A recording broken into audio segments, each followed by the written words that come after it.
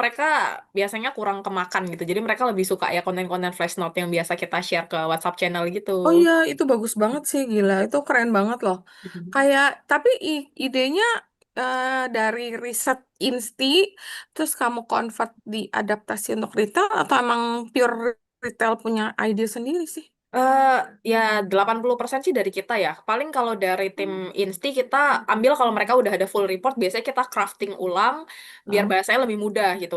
Tapi kan Hmm. kalau tim Insti biasanya mereka perlu komprehensif ya. Jadi kalau misalkan Hmm. ada update kebijakan ini, mereka butuh waktunya agak lama kan ya untuk Bener. update modelingnya. Nah, biasanya sih kita yang retail yang akan lebih cepat. Jadi kalau once ada kebijakan ini kita biasanya langsung kasih ya kayak saham-saham Mm-mm. kira-kira yang bakal kena dampak apa gitu. Jadi mostly sebenarnya dari kita sih mungkin 80-90 tetap dari Oh, kita.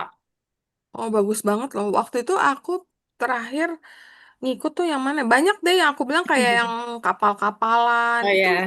Gila, itu idenya itu cepat banget, terus gampang banget diabsorb oleh retail. Nah, sedangkan mungkin kalau dari yang tempat lain tuh, aku lihat masih belum ada yang nulis tentang pendekatan yang dari beberapa berita sih, berita, terus kamu ambil pendekatannya ke saham apa gitu. Iya betul. Heeh. Ih, bagus, Biasanya makanya kita bagus. tiap hari kerjaannya ini screening berita.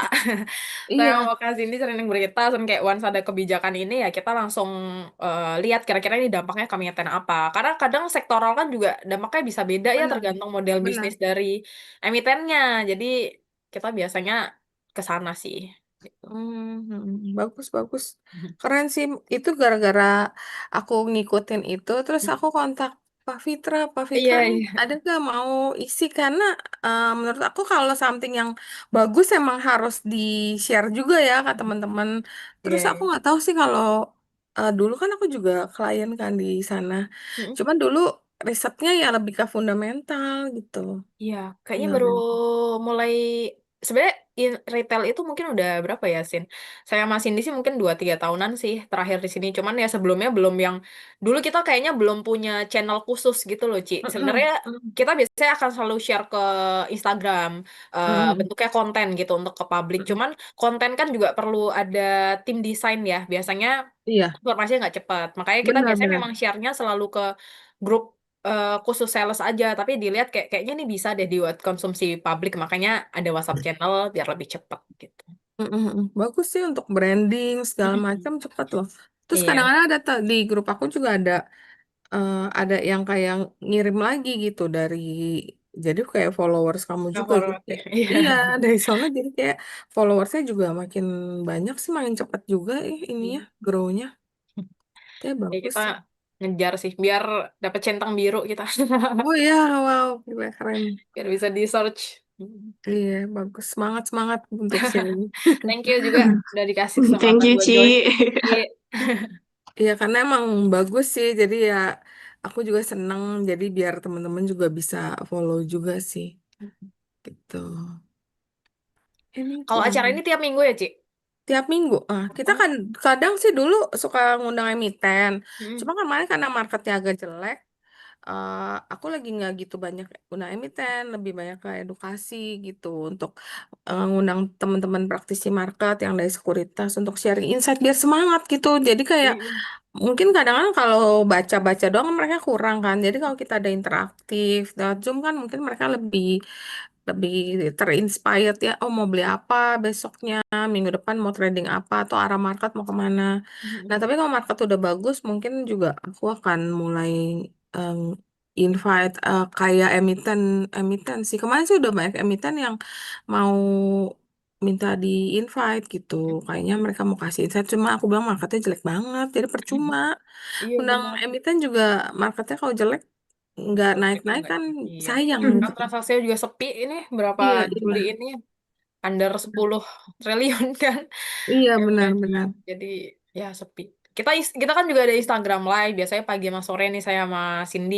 Itu juga Oh, udah kelihatan ini turun biasanya peaknya bisa iya. berapa, mungkin turun Heeh. setengahnya ya.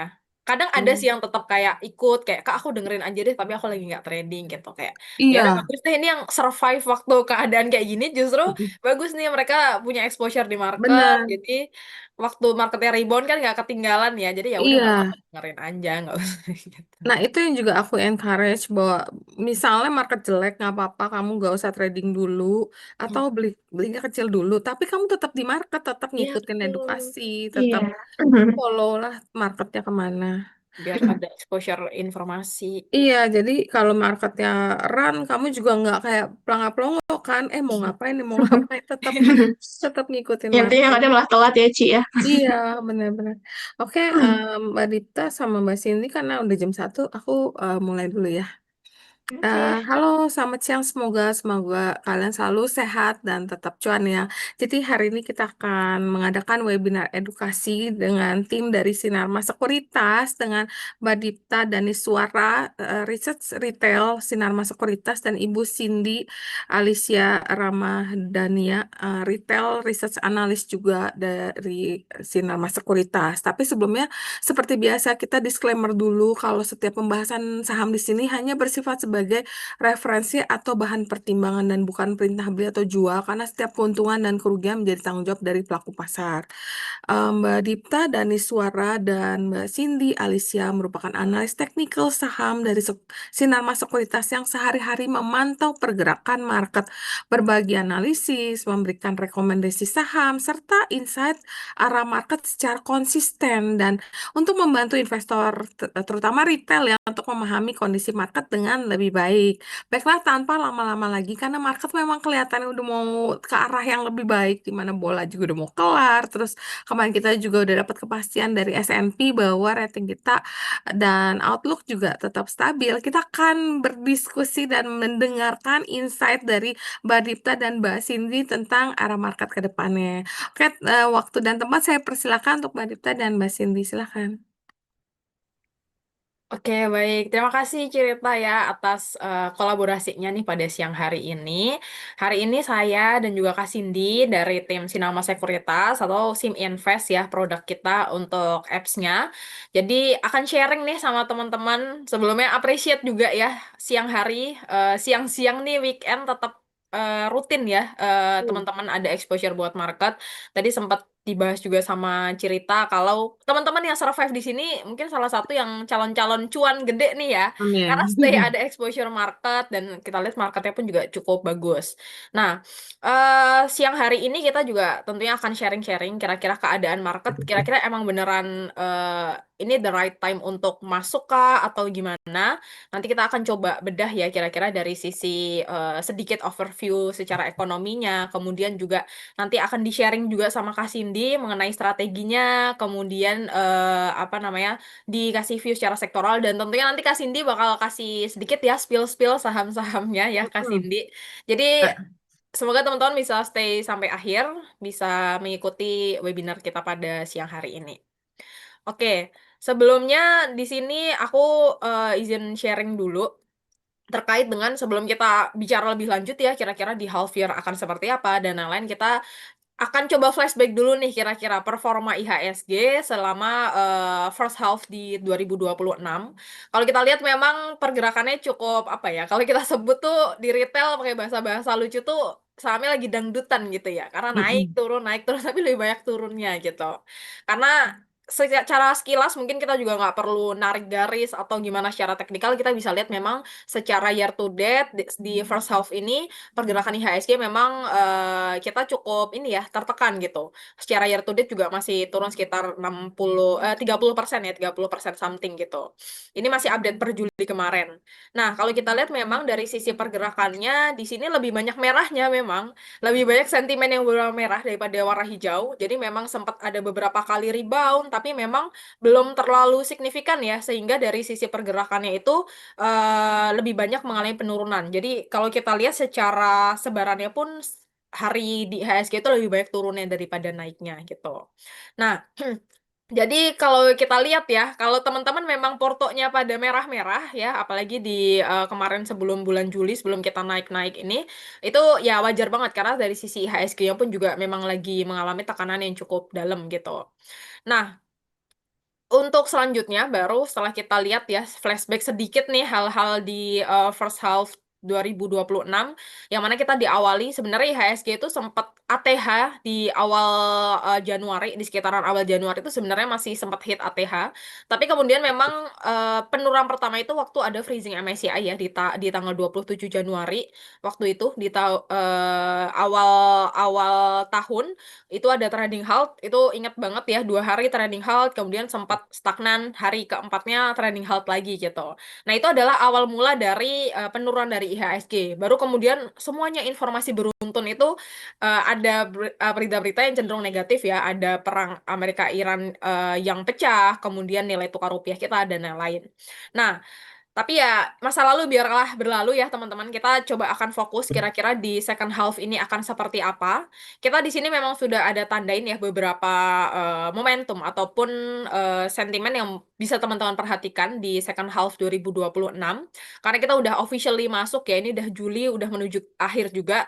So far Juli masih oke, karena kita lihat juga pergerakan marketnya masih cenderung bagus. Tapi nanti kita akan cek beneran nih, apakah memang ini reboundnya beneran secara fundamental, secara apa namanya ekonomi dan juga sentimen-sentimen, atau sebenarnya ini masih technical rebound aja nih. Nanti kita akan coba bahas juga secara story-nya, kira-kira di second half itu akan seperti apa. Nah, kalau di second half sendiri kita ada beberapa fokus ya di bulan Agustus nanti, di bulan depan, which is itu nanti akan ada pidato kenegaraan dari presiden kita.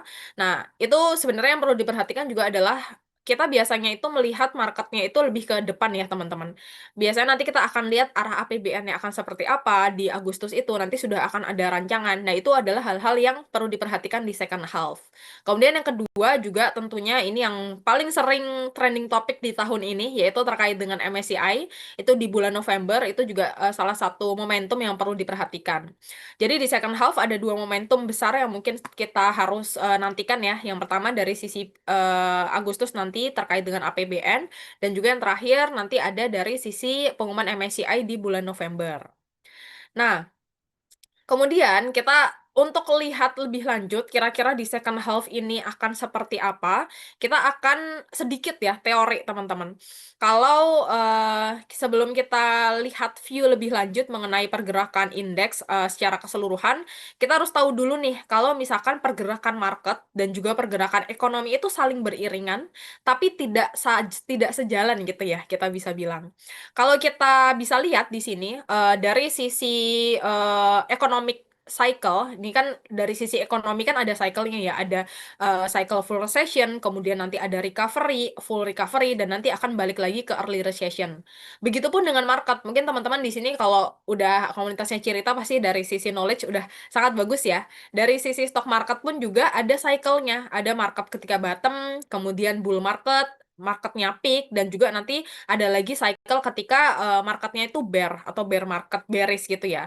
Nah, kalau cycle tentunya dia akan cenderung berulang ya teman-teman gitu. Nah, yang kita lihat di sini, aku pengen tunjukin bahwa memang siklus market itu biasanya cenderung akan mendahului siklus ekonomi.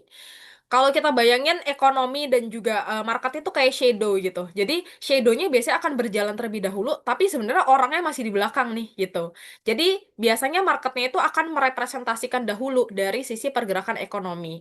Kenapa bisa kayak gitu? Karena dari sisi market kan kita setiap hari ya perdagangan selama sepekan 5 hari, dan juga perdagangannya itu live gitu. Sedangkan data ekonomi itu perlu pengolahan teman-teman. Jadi kalau misalkan data ekonominya itu belum keluar, tapi biasanya market tuh bisa merespon lebih dahulu. Jadi itu yang membuat kenapa market itu bisa berjalan terlebih dahulu dibandingkan dengan keadaan ekonominya gitu ya. Nah, jadi itu bridging kenapa kita akan melihat sebenarnya kalau kita mau lihat lebih lanjut kira-kira pergerakan marketnya akan seperti apa, kita bisa start dari pergerakan ekonomi saat ini itu di mana gitu. Nah, kalau kita lihat sebenarnya ada beberapa ini ya, apa namanya, hal yang perlu diperhatikan kalau kita pengen tahu kira-kira keadaan ekonomi sekarang itu lagi di mana. Ini mungkin ada beberapa indikator yang biasanya kita amatin juga. Maksudnya untuk meskipun kita investor retail, kita harus jadi investor retail yang tetap smart gitu ya. Jadi tahu arah kira-kira membaca data ekonomi itu gimana. Meskipun memang kompleks, tapi sebenarnya kita bisa kok ada beberapa shortcut yang biasanya kita amati juga indikatornya. Meskipun banyak banyak ya indikator ekonomi, cuman ada beberapa yang bisa kita perhatikan. Dari volume neraca perdagangan, nilai tukar rupiah, inflasi, suku bunga, dan juga harga komoditas. Ini juga ada screening sektoralnya, tapi ini di ideal condition ya teman-teman. Jadi belum yang terrekomendasikan, tapi ini adalah sektor-sektor yang sebenarnya bisa menjadi pilihan di keadaan ketika ekonomi itu ada di fase apa gitu. Nah, aku pengen tunjukin, ini sebenarnya kita udah tahu nih kira-kira posisi ketika ekonomi itu early recession, full recession, atau early recovery itu ada tanda-tandanya ya. Nah, aku pengen tunjukin data ekonomi kita saat ini seperti apa sih. Nah, data ekonomi kita dari 4 indikator yang tadi kita amati ya, itu yang pertama ada neraca perdagangan. Kalau neraca perdagangan kita sebenarnya belum yang terlalu bagus ya, karena kemarin di bulan Mei itu juga masih defisit. Jadi per Mei ini pertama kalinya defisit. Jadi dari sisi neraca perdagangan sebenarnya kita memang belum terlalu bagus. Nilai tukar rupiah juga sama, nilai tukar rupiah masih ya mungkin beberapa hari sempat menguat, tapi in general kita lihat secara jangka menengah dia itu masih mencatatkan pelemahan gitu ya dari sisi nilai tukar rupiah. Nah, ada beberapa data yang sudah menuju bagus ya. Inflasi kita ya ini kenaikan karena ada faktor dari sisi kenaikan komoditas oil juga. Kemudian dari sisi suku bunga. Nah, ini sebenarnya suku bunga yang cukup menjadi salah satu indikator yang signifikan juga ya. Jadi pasca bottom di eh, pertengahan bulan pertengahan tahun kemarin, ini kemudian dari sisi Bank Indonesia ini sudah menaikkan suku bunga. Nah, ini adalah kalau teman-teman perhatikan ketika dari sisi Bank Indonesia itu sudah mulai menaikkan suku bunga, ini bisa menjadi indikasi bahwa memang dari sisi ekonomi kita itu sudah mulai menuju ke fase early recovery gitu. Nah, meskipun kalau kita lihat sebenarnya ada, tapi kalau mungkin ada yang komentar, tapi data ekonominya belum jelek semua nih ya. Nah, tapi balik lagi teman-teman, kalau kita menunggu semua data ekonominya bagus, justru khawatirnya kita sudah ketinggalan momentum. Karena tadi yang kita lihat, market itu kan seperti shadow gitu ya teman-teman. Kalau kita lihat di sini, kalau teman-teman itu menunggu dari sisi data ekonominya semuanya keluar bagus, itu biasanya marketnya udah jalan duluan gitu. Jadi kalau kita lihat di sini sudah dari sisi economic cycle-nya itu sudah jalan ya, let's say udah ada di fase ini nih teman-teman. Data ekonominya biasanya di sini udah muncul bagus semua. Biasanya neraca perdagangan sudah surplus, kemudian inflasi terkendali dari sisi apa namanya data-data ekonominya itu mendukung, itu justru sudah menjadi fase di mana sudah ada penurunan, mulai kenaikan ya, sorry. Sorry, kalau misalkan data peak-peaknya itu ada di sini ya, teman-teman, kita bisa bilang data peaknya di sini, itu justru marketnya itu sudah mulai di fase ini, early recession, jadi sudah mulai melandai. Justru kita sudah biasanya sudah mulai profit taking gitu. Nah, jadi sebenarnya kita posisi sekarang di mana? Kalau kita lagi dilihat dari sisi ekonominya sudah menuju full recession to early recovery, kalau dari sisi cycle-nya kira-kira seperti apa ya pertanyaan selanjutnya? Nah, kalau dari sisi pergerakan marketnya, ini dari charting IHSG, kita belum bicara soal teknikal ya. Nanti mungkin teknikal bisa dibahas sama Kak Cindy secara detail. Ini kita belum tampilan apa namanya pergerakan IHSG yang kita menunjukkan candlestick dan lain-lain. Kalau kita lihat memang dari sisi pergerakan IHSG dari awal tahun itu sudah mulai ada penurunan. Bahkan kalau kita compare di semester 1 sebenarnya data kita itu masih baik-baik aja teman-teman. Nah, makanya yang tadi kita bilang dari sisi pergerakan market ini itu seperti shadow. Biasanya datanya masih baik-baik aja tapi ternyata marketnya sudah merespon terlebih dahulu. Nah, kalau teman-teman menunggu dari sisi data ekonominya semuanya bagus gitu, nah takutnya nanti akan justru menjadi salah satu indikator kita sudah mulai melandai juga dari sisi marketnya. Jadi kalau pertanyaannya apakah IHSG sudah bottom saat ini? Kalau secara teknikal ya, mungkin kalau kita lihat juga ini sebenarnya sudah membentuk lower high ya, jadi sudah membentuk bottom yang lebih tinggi dibandingkan dengan yang sebelumnya. Jadi ya kita sebenarnya bisa, meskipun kalau ada yang bilang belum terlalu bottom, tapi eh, kita expect mungkin ini sudah mulai mendekati juga ya. At least kita tadi yang dibilang, kalau teman-teman masih tidak bersemangat nih dengan keadaan saat ini, sebenarnya harapannya sih teman-teman tetap ada exposure untuk di market sehingga dari sisi teman-teman cenderung nggak ketinggalan gitu ya dari sisi marketnya kalau ternyata nanti sudah mulai rebound gitu. Mungkin ada juga yang ketakutan kayak takutnya ini udah naik tinggi ya gitu. Justru ini sebenarnya lagi mulai.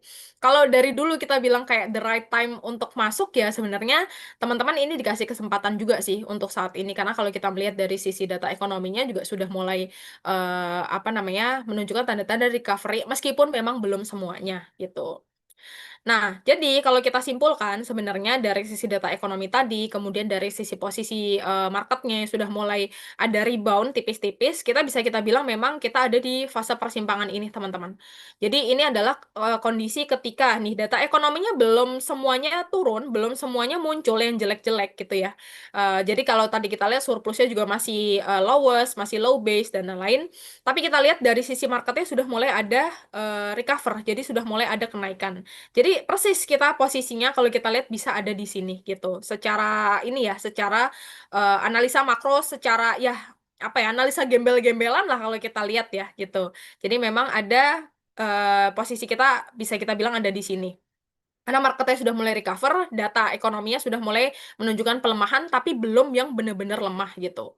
Nah, harapannya mungkin teman-teman kalau misalkan masuk di sini masih takut-takut nih. Tapi kalau misalkan sudah menuju pertengahan, nah itu nanti justru apa ya, ketika data ekonomi udah jelek semua muncul, justru itu bisa menjadi salah satu indikasi untuk kita mulai masuk. Karena harapannya biasanya pasca balik lagi ya tadi ekonomi kan itu ada siklusnya ketika nanti sudah mulai sampai benar-benar lowestnya dari sisi data ekonomi kita, nanti biasanya next step-nya adalah itu adalah early recover. Jadi sudah mulai ada rebound.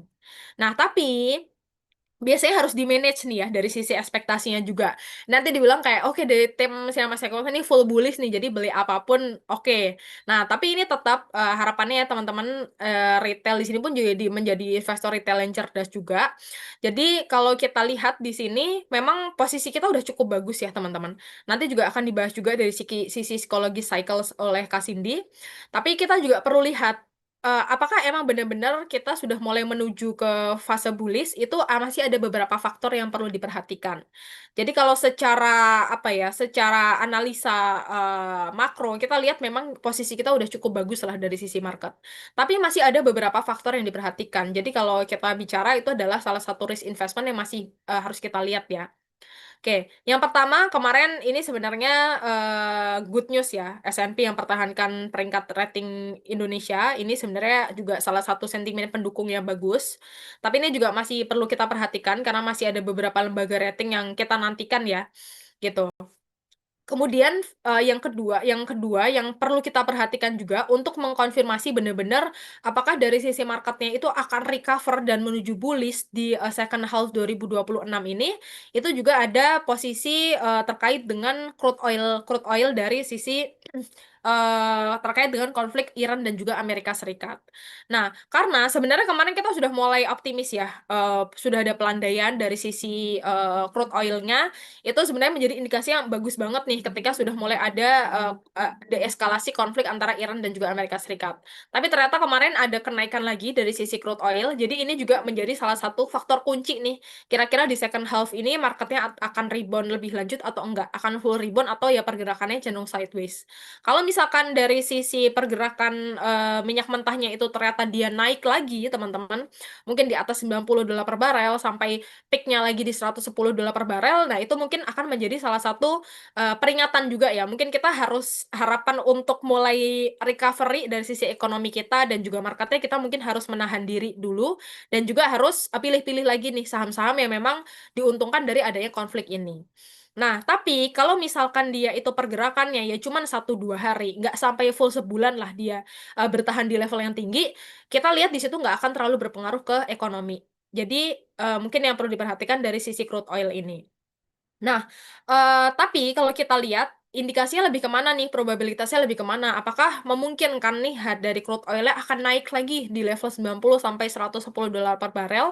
Kalau kita lihat sebenarnya secara probabilitas mungkin nggak akan setinggi pada eskalasi pertama ya. Pertama karena memang ini informasinya sudah cukup jenuh dari sisi konflik Amerika Serikat dan juga Iran ini sebenarnya sudah price in di market.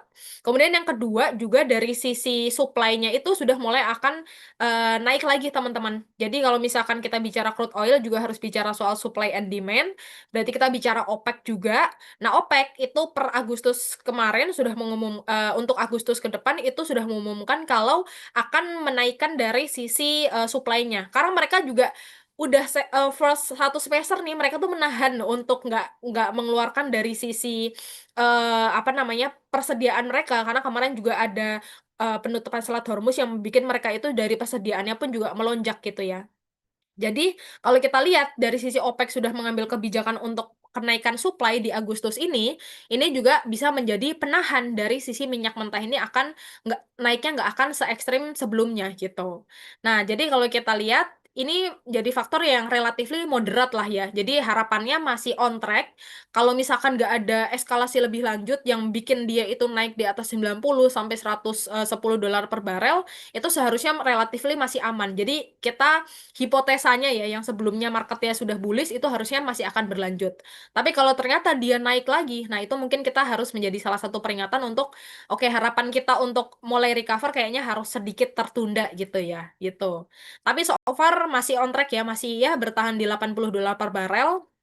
Ya ekspektasinya dengan keadaan-keadaan tadi lonjakannya nggak terlalu signifikan gitu gitu sebenarnya lonjakan signifikan untuk crude oil itu nggak apa-apa tapi mungkin yang berbahaya itu adalah ketika dia itu higher for longer atau dia itu bertahan di level yang tinggi selama lama nih kayak kemarin itu kan dia bertahan dari bulan Februari sampai di bulan Juni jadi hampir full satu semester hampir hampir 2 kuartal ya dia bertahan di level yang tinggi.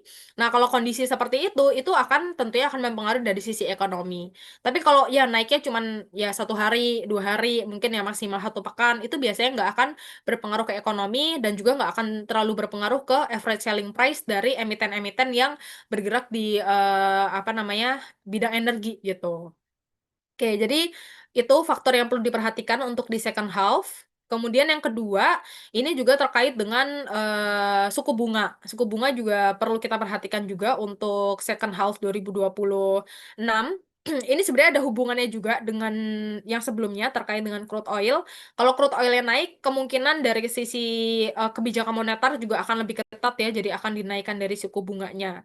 Nah, kalau di kondisi sekarang, teman-teman, sebenarnya jarak antara BI rate dan juga Fed Fund rate ini relatifly masih sangat tinggi gitu ya.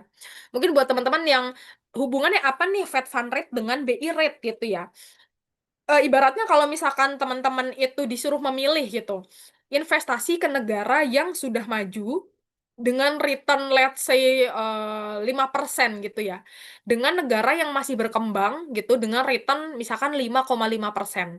Itu selisihnya 0,25 biasanya investor tentunya akan memilih negara yang maju dengan return 5%. Meskipun ada spread 0,5% ya gitu.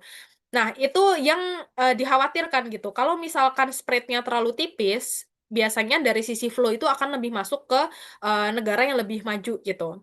Karena dari sisi resiko biasanya akan lebih terkontrol ya untuk negara maju dibandingkan dengan negara yang berkembang gitu. Sehingga jarak antara BI rate dan juga Fed Fund rate ini harus dijaga gitu ya. Setidaknya jaraknya itu masih relatif aman. Selisih 50 basis poin itu sebenarnya udah cukup tipis juga. Tapi kita lihat di sini Bank Indonesia pun juga sudah kasih spread yang cukup luas sebenarnya di 200 basis poin. Sebelumnya di tahun kemarin aja spreadnya cuma sekitar 125 basis poin ya. Jadi ini 200 basis poin itu relatif udah sangat aman gitu.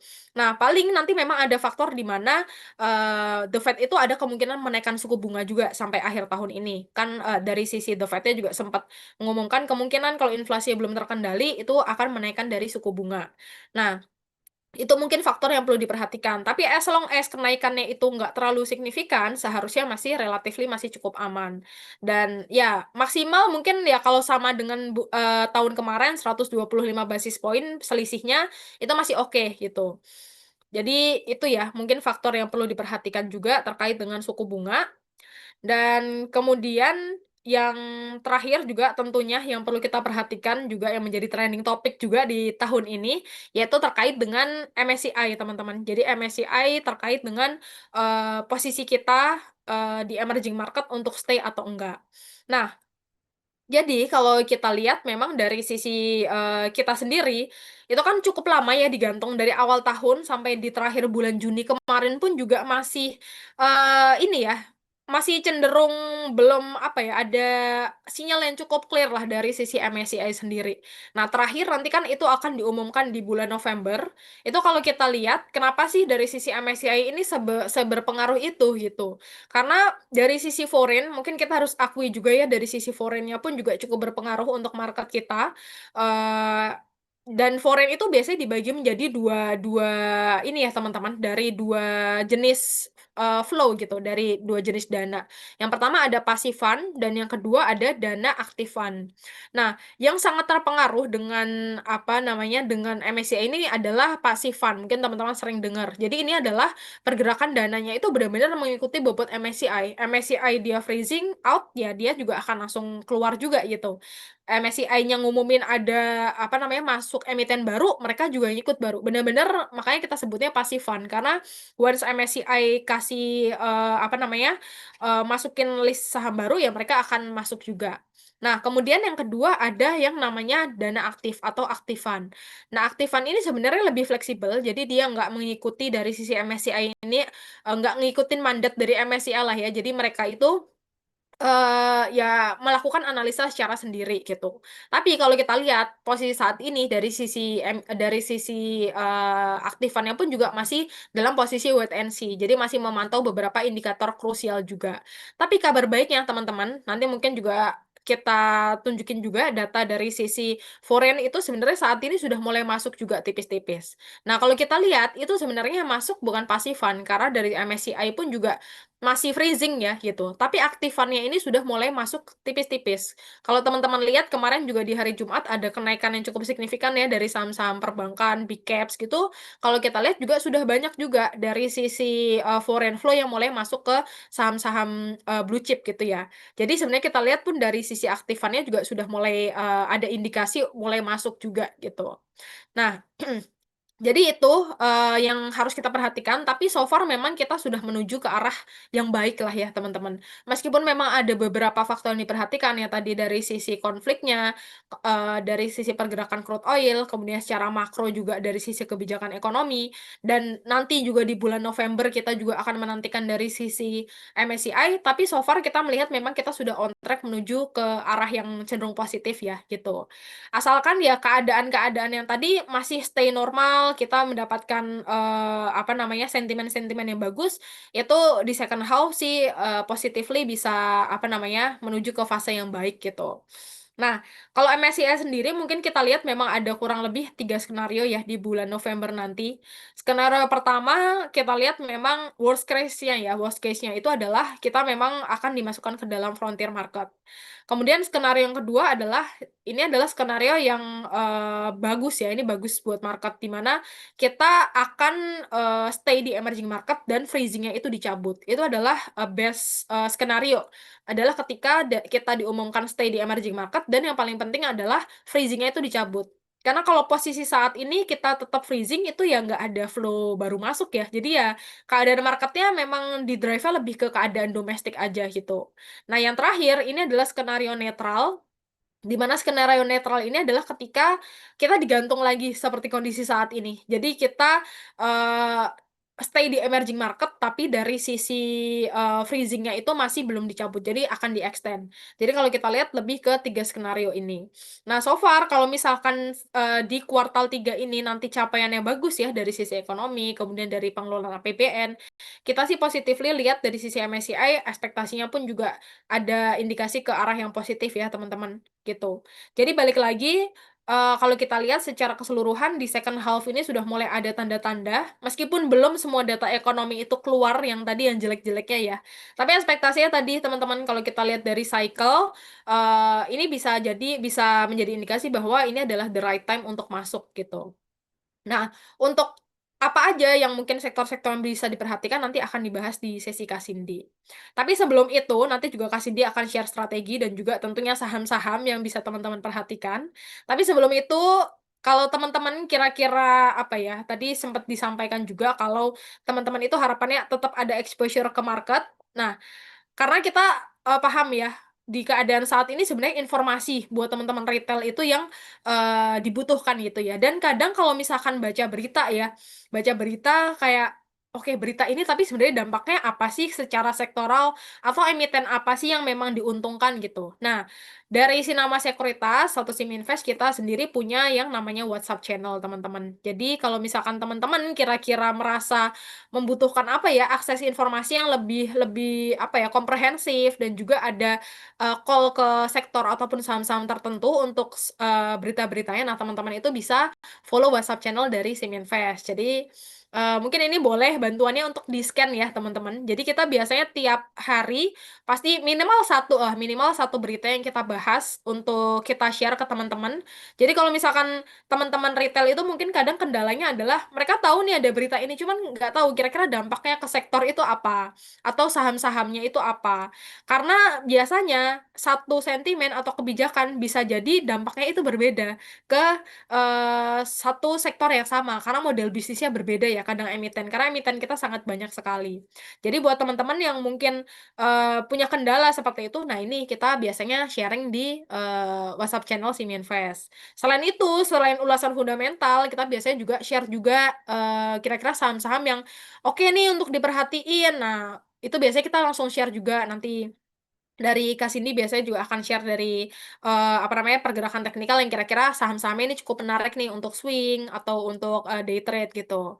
Dan biasanya rekomendasi kita secara daily kita juga share dan kita biasanya to be fair ya, kita share ada saham-saham secara daily dan weekly. Biasanya kita akan kasih teman-teman recapnya di akhir. Jadi nanti teman-teman tahu posisinya sebenarnya gimana.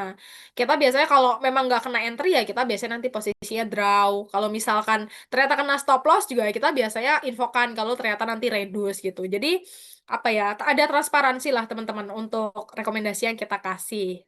Jadi boleh kali teman-teman dibantu untuk scan nih, nanti boleh lewat barcode atau bisa juga lewat link di Bitly channel Siminvest. Jadi dan ini subscribe-nya nggak perlu bayar ya. Jadi ini akses informasi yang apa namanya nggak perlu subscribe lah teman-teman. Jadi bisa langsung diakses aja. Nanti kalau teman-teman kira-kira udah ngerasa oke informasi ini oke, udah engage nih, nanti boleh sambil habis itu install aplikasi Siminvest. Nanti kita juga biar aksesnya juga dapat lebih banyak lagi gitu. Oke, selain itu juga kita biasanya ada Instagram Live pagi dan juga sore hari. Jadi kalau teman-teman itu biasanya juga kesulitan ya dapat akses kira-kira pengen berinteraksi nih, pengen nanya-nanya saham, kita tiap hari ada live IG. Jadi pagi dan juga sore hari. Pagi itu nanti sebelum market buka, itu biasanya kita kasih briefing dulu keadaan marketnya gimana sekarang gitu. Dan kira-kira keadaan market di hari itu akan seperti apa. Biasanya nanti pagi hari kita kasih materi nih, briefing singkat aja. Kemudian nanti kita juga akan share daily recommendation dan yang pasti nanti kita biasanya akan ada sesi Q&A. Jadi biasanya teman-teman banyak tuh yang ngedrop ke kolom komentar, minta review saham ini. Nanti kita akan cek secara teknikal dan kita kasih view fundamentalnya juga. Kalau memang ada yang menarik bisa kita kasih juga gitu. Kalau di sore hari itu segmennya namanya curhat Porto. Kalau itu kita nggak bahas materi ya. Biasanya kita full Q&A. Benar-benar curhat aja. Biasanya banyak juga yang kayak pada curhat kayak Kak lagi loss segini gitu. Aku posisi di sini mending gimana. Itu biasanya juga itu ada di sesi curhat Porto atau ya apa namanya ngobrol-ngobrol biasa aja. Jadi itu biasanya kita lakukan tiap hari. Jadi supaya teman-teman ya balik lagi punya exposure ke market ya. Jadi biasanya banyak kok yang kayak lagi nggak trading Kak, cuman mau dengerin aja supaya nggak ketinggalan berita market itu juga banyak. Jadi boleh tadi setelah WhatsApp channel juga boleh di follow Instagram Siminvest. Nanti bisa ikut juga live kalau pagi di jam 8.40. Kemudian nanti kalau di sore hari itu pas pasca market closing ya teman-teman. Jadi kita nanti akan recap juga kira-kira selama sehari itu apa yang terjadi di market juga akan di recap. Oke, mungkin itu kalau dari aku ini selanjutnya nanti akan disampaikan oleh Kak Cindy. Lebih detail lagi, kalau tadi in general aja, ini lebih detail nanti sektoral, kemudian juga saham-sahamnya akan dibantu sampaikan oleh Kak Cindy. Untuk Kak Cindy, silahkan. Baik, terima kasih Dipta. Selamat siang, Bapak Ibu, teman-teman semuanya. Saya Cindy, izin melanjutkan ya. Sebelumnya saya izin share screen terlebih dahulu.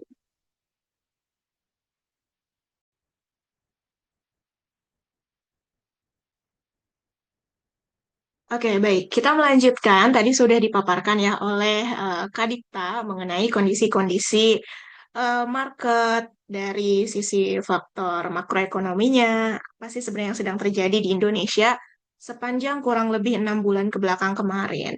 Nah, untuk saat ini kondisi dari psikologi ya para pelaku pasar memang istilahnya itu kita kayak penuh harap gitu. Penuh harap terhadap IHSG. Apakah IHSG reboundnya ya saat ini kan memang sudah mulai terjadi tanda-tanda reboundnya. Apakah reboundnya itu akan sustain atau pelan-pelan terlebih dahulu? Karena yang kita perhatikan ya ketika IHSG wah luar biasa di 6 bulan ke belakang kemarin mayoritas terjadi penurunan, rasa-rasanya psikologi para pelaku pasar, psikologi investor itu juga tentu bermain cukup banyak ya. Karena kenapa? Karena dengan melihat keadaan yang seperti itu kan menjadi sebuah pertanyaan sebenarnya IHSG bottomnya di berapa. Nah, namun jika kita perhatikan dengan adanya rebound IHSG akhir-akhir ini, kalau dari teman-teman, oh udah telat nih belinya karena udah pada naik. Sebenarnya dibilang telat juga belum ya. Karena kenapa? Karena dari awal tahun 2026 hingga sekarang kurang lebih IHSG kita terkoreksi sebesar 30% ya, sebesar 30%. Sementara kenaikannya itu kenaikan dari IHSG ya masih kisaran 12 hingga 13% gitu. Jadi masih ada potensi. Cuma memang yang perlu kita perhatikan adalah kondisi market saat ini ya, kondisi market saat ini kita tentunya masih ada PR. Tadi sudah dijelaskan lagi di bulan November, lagi-lagi masih terkait MSCI. Jadi memang untuk saat ini ya, untuk saat ini kita harus harus tetap perhatikan strategi. Gitu ya, memang beda fase, beda strategi. Tapi intinya adalah ketika ketika momen-momen seperti ini ya, ketika momen-momen seperti ini lebih banyak dari para pelaku pasar yang cenderung dari sisi strateginya adalah ke arah short term. Nah, kemudian di sini ada perbandingan antara kondisi teknikal IHSG dan fundamentalnya. Di sini dari sisi chart IHSG yang saya tampilkan um, monthly ya, secara monthly. Bisa diperhatikan di sini ya, luar biasa 6 bulan ke belakang kemarin IHSG kita di sini full candle-nya merah dan ternyata jika kita perhatikan dari salah satu indikatornya saja. Indikator yang di sini kita gunakan adalah stokastik ya. Kenapa sih pakai stokastik? Karena memang stokastik sendiri cenderung lebih responsif ya terhadap pergerakan harga itu sendiri. Nah, ternyata ketika IHSG menyentuh level all-time high-nya waktu itu di kisaran level 9.000 ya, 9.000 di awal tahun 2026, ternyata memang cukup inline gitu dengan sisi indikator stokastiknya dia sudah berada di area overbought-nya atau sudah ada tanda-tanda terjadi reversal lah gitu ya. Cuma memang kan kondisi teknikal sendiri terkadang mereka jalan terlebih dahulu sebelum sentimen, sebelum beritanya itu keluar. Dan ternyata di akhir bulan Januari 2026 ada terkait sentimen berita ya MSCI dan di situ bisa kita perhatikan ada responnya ya. Responnya adalah memang dari sisi teknikal pun ada reversal downtrend.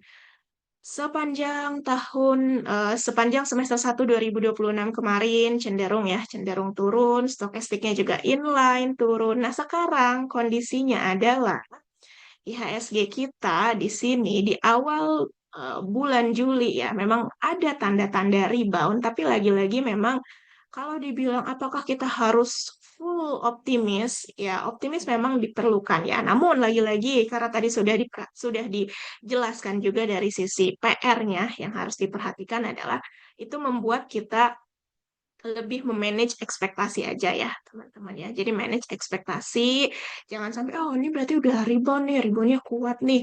Terus beli sahamnya all in enggak ya? Yang pasti untuk beli sahamnya jangan langsung all in gitu aja, tapi secara bertahap pelan-pelan dulu aja karena lagi-lagi kondisi IHSG dibilang volatil juga ya masih masih cukup volatil ya. Nah, kemudian dari sisi PE atau valuasi ya, evaluasi IHSG sendiri, ternyata secara PI-nya pun dia sudah menyentuh area -2 standar deviasi. Saat COVID waktu itu, IHSG memang mengalami penurunan, tapi penurunannya secara PI-nya hanya sampai -1 standar deviasi. Nah, sekarang posisinya ketika sudah menyentuh -2 standar deviasi, rasa-rasanya kok kalau misalnya turun lagi hingga -3, misalnya rasa-rasanya em, nggak terlalu apa ya, nggak terlalu sejelek itulah maksudnya ya, nggak terlalu sejelek itu. Jadi memang di sini ya komparasi antara teknikal dan fundamental untuk saat ini ternyata cukup inline gitu, cukup inline. Ada tanda-tanda ya reversal atau rebound, tapi lagi-lagi reboundnya juga kita harus tetap memanage ekspektasi. Nah, di sini saya mau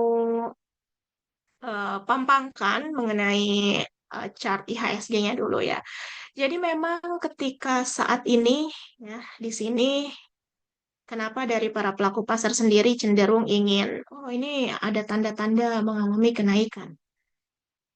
Memang di sini dari kondisi IHSG ya, kondisi IHSG ketika dia menyentuh level terendah di kisaran 9 Juni ya, 9 Juni, 8 9 Juni, IHSG kita kan sempat ke level 5.318 ya. Kemudian dia rebound, berhasil rebound, kemudian turun lagi. Nah, ketika terjadi penurunan lagi ya untuk IHSG sendiri, ternyata dia tidak membentuk lower low. Karena yang dikhawatirkan adalah, oh kalau misalnya dia ternyata membentuk lower low lagi, khawatirnya dia akan menguji support selanjutnya. Nah, tapi di sini yang saya kotakin ya, dia ternyata tidak membentuk lower low. Bahkan di sini cenderung ada potensi, baru potensi ya, belum benar-benar terjadi. Ada potensi memang dia membentuk cup and handle, tapi lagi-lagi baru potensi. Cup and handle ini merupakan salah satu pola bullish ya, salah satu pola bullish dari analisa teknikal dan ini pun juga yang menjadi harapan dari para pelaku pasar. Oh, semoga ya, semoga ada ada ada rebound di semester 2 ini karena wah semester 1 udah luar biasa, pahit banget gitu melihat momen-momen penurunan IHSG yang sebegitu dalam ya. Nah, kemudian kalau kita komparasikan ketika momen COVID ya, ternyata di momen COVID saat itu juga ada tanda-tanda hal yang serupa. Nah, di sini saya coba scroll dulu ke tahun 2020. Nah, ternyata di tahun 2020 juga ada hal yang serupa dari sisi analisa teknikalnya. Nah, di sini ternyata di tahun 2020 saat itu juga ada membentuk cup and handle juga ya, membentuk pola cup and handle juga.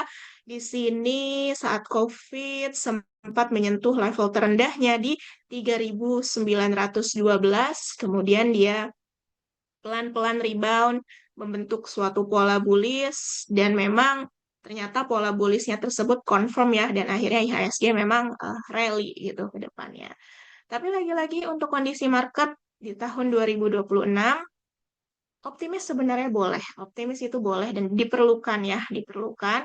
Namun karena kita masih ada PR ya, masih ada PR terkait MSCI, tapi tadi sudah dijelaskan juga oleh Kakak Dipta terkait kondisi-kondisi ekonomi yang data-data yang jeleknya lah, yang jeleknya itu sudah lewat sebenarnya ya, yang jeleknya sudah lewat dan sudah sudah dicerna juga oleh market. Ya kondisi saat ini memang kita masih berharap, berharap semoga gitu ya, semoga beneran kejadian nih untuk pola bullish cup and handle-nya. Dan memang untuk saham-saham pun ya, saham-saham pun ketika kami cek ya, kami perhatikan dari sisi teknikal satu persatu, memang banyak banyak yang sama gitu ya dengan IHSG terjadi terjadi potensi potensi membentuk cup and handle. Tapi lagi-lagi ketika momennya seperti ini ya, momennya seperti ini, kita harus tetap manage ekspektasi, jangan lupa juga strategi karena ketika momen seperti ini strategi yang um, cukup wise lah istilahnya adalah lebih ke arah short term terlebih dahulu ya untuk fast trade ataupun swing trade.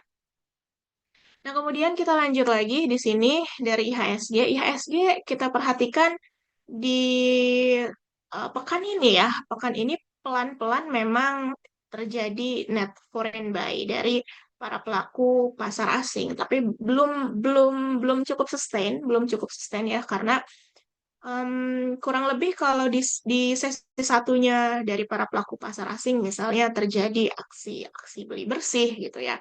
Tapi ternyata di sesi duanya tetap aja secara akumulasi terjadi net foreign sale. Nah, itu kan menandakan bahwa dari sisi asing sendiri pun ya lebih condong ke arah short term dari sisi strategi gitu. Atau sehari ya, sehari misalnya terjadi aksi beli bersih oleh para pelaku pasar asing, ada potensi kemudian keesokan harinya terjadi net foreign sale karena kenapa lagi-lagi asing sendiri masih menilai bahwa ya kondisi kondisi global juga masih masih banyak huru-hara ya Donald Trump kemudian juga dari sisi perang Iran dan segala macamnya masih cukup volatil kemudian dari sisi Indonesia juga masih masih ada tantangan ya masih ada tantangan makanya asing sendiri cukup selektif lah dalam menginvestasikan uangnya gitu jadi masih masih masih masih so far sih masih masih inline ya masih lebih menggunakan strateginya jangka pendek. Nah, di sini untuk strategi ya. Untuk strategi kita ketahui bahwa IHSG walaupun ada tanda-tanda dia mengalami bullish ya, mengalami rebound, tapi tentunya masih cukup challenging. Volatilitas masih tinggi juga ya, masih tinggi juga. Jadi ketika momen seperti ini beda fase beda strategi. Kalau kalau misalnya fasenya itu bullish ya. Kalau bullish tuh enak banget gitu ya, teman-teman ya. Enak bangetnya adalah kita istilahnya ya mau beli saham apapun ketika dia terjadi penurunan, ya sehari dua hari ada rebound gitu. Coba kemarin-kemarin pas IHSG-nya lagi benar-benar turun-turunnya gitu, seturun-turunnya. Kita kadang mau beli, dia udah turun nih 3 hari, udah beli deh gitu, masuklah gitu ternyata besoknya masih turun lagi. Jadi memang beda fase, beda strategi. Nah, ketika fase seperti ini ya, ketika fase seperti ini, memang untuk strateginya bisa memanfaatkan momentum, bisa memanfaatkan momentum untuk trading ya. Trading pun juga jangan langsung all in. Oh, ini ternyata akan ada potensi nih, misalnya mengalami kenaikan. Udah deh, all in aja, jangan ya. Tapi pelan-pelan aja, secara bertahap gitu, secara bertahap pelan-pelan dulu saja. Kemudian bisa juga kita perhatikan dari sisi apa sih saham-saham yang dikoleksi oleh para pelaku pasar asing. Karena walaupun ketika kondisi marketnya seperti ini, ya tetap ada saham-saham yang dibeli oleh asing, tapi walaupun memang porsinya masih lebih sedikit. Tapi untuk trading kan itu juga bisa kita perhatikan. Ya kita combine lah secara analisanya kita combine, misalnya saham apa yang dibeli oleh para pelaku pasar asing, misalnya di sesi satu. Di sesi satu kita perhatikan, oh ternyata ada saham ABCD, ada 4 misalnya. Jangan cuma kita mentok di "Oh, udah lihat asing terus langsung beli. Enggak, tapi tetap ya, tetap untuk manage risiko itu kita juga harus lihat dari sisi analisanya gitu. Dari sisi analisanya teknikalnya seperti apa. Jangan sampai kita ikut-ikutan masuk ternyata sebenarnya dia udah naiknya cukup tinggi gitu ya kita kita masuk. Padahal kan untuk area entry-nya pun ya yang lebih wise adalah harganya lebih rendah lah gitu. Kemudian kalaupun kita mau lebih ngerasa nyaman ya, lebih ngerasa lebih ngerasa oh sahamnya ternyata dari sisi fundamental masih cukup solid gitu. Itu kan sebagai sebagai pondasi ya kalau fundamental. Jadi lagi-lagi Kalau mau follow the flow biasanya kita kita bilangnya ya, misalnya mau beli saham-saham yang dikoleksi oleh asing, jangan asal lihat oh, asing beli apa, udah langsung ikutan beli, tapi tetap perhatikan dari sisi analisanya. Nah, ini dia untuk strateginya ketika market technical rebound, kita bisa manfaatkan fast trade ataupun swing trade. Tapi jangan lupa juga kita harus disiplin, disiplin dalam target profit takingnya di berapa sih, kemudian stop lossnya di berapa. Karena em, kami perhatikan ketika kondisi IHSG kemarin turunnya luar biasa, banyak ya di sosial media, oh aku eh, ini nih portofolionya merah gitu kan. Berapa merahnya, berapa persen minusnya gitu. Minusnya bisa sampai 30 ya, bahkan ada yang 50-60% juga. Sebenarnya adalah kalau untuk trader ya, kalau untuk trader kita memang jangan takut untuk stop loss gitu, untuk cut loss ya. Jangan takut untuk cut loss. Karena kenapa? Itu kan salah satu memanajemen risiko yang kita miliki lah, saham yang kita miliki. Ya contoh kalau misalnya kita ya misal beli saham 5-6% itu udah cukup, ya udah kita langsung lakukan taking profit. Atau ketika dia turun, jadi kan tadi base case-nya ya. Worst case-nya kayak gimana? Oh, kalau misalnya turun, kalau tadi 5% udah kita TP, ya udahlah, misal 2-3% itu harus di cut loss ketika dia terjadi penurunan sebesar itu. Jadi lagi-lagi harus disiplin ya. Jangan oh yaudah kita beli untuk swing trade, untuk fast trade, tapi ternyata turun dan nggak berani di cut loss yang awalnya, contoh awalnya kita beli saham untuk scalping ya, untuk scalping misalnya jam 9.15 kita beli saham, kemudian jam 9.20 itu kita jual kalau udah profit. Nah, tapi kalau yang awalnya dia scalping, tapi dia takut untuk cut loss, yang harusnya ketika 2-3% itu udah di cut loss, ah diam aja deh, nanti aja deh, kali aja sore udah bakalan naik lagi, rebound lagi. Yang ada malah pas sore itu turunnya lebih dalam lagi 5%. Nah di hari itu ya, karena nggak mau cut loss 5%, oh besok aja deh, kali aja besok rebound. Taunya besok lebih dalam lagi. Nah itu kan tanda-tanda yang nggak mau cut loss gitu. Padahal cut loss juga menjadi salah satu bumper lah istilahnya, bumper. Jadi ya kita selain selain memikirkan cuannya di berapa, perhatikan juga dari sisi cut loss-nya atau stop loss-nya itu sendiri. Nah, kemudian untuk market discount ya market discount untuk saat ini masih bisa dikatakan marketnya diskon ya, apalagi yang fokusnya adalah untuk jangka panjang. Untuk jangka panjang, kalau jangka panjang ya untuk investor kan biasanya ya beli lalu lupakan gitu. As long as dari sisi kinerja keuangannya masih cukup solid, ya udah gitu. Tapi di sini yang perlu ditekankan adalah, oh lagi diskon nih, udah kita all in aja, beli aja semuanya. Enggak, tetap pelan-pelan ya, tetap pelan-pelan, dibelinya tetap pelan-pelan. Ketika misalnya memang dia turunnya dalam banget ya, ya udah sedikit-sedikit dulu aja gitu, berapa persen, 10%, 10% dulu aja. Tuh. Nah, oke, kemudian di sini kita sudah masuk ke sektor. Di sini ada sektor perbankan. Yang kita highlights di sini selain saham-saham big banks ya, selain saham-saham big banks, ada juga BDMN, kemudian PNIN, kemudian ada BNG. So far di sini ya, secara general memang saham-saham perbankan itu di tahun 2026 pergerakan harganya cenderung koreksi ya. Namun, kita perhatikan dari sisi kinerja keuangannya, ya masih tetap cukup solid ya, masih solid gitu, masih masih kinerja fundamentalnya masih menarik. Gitu.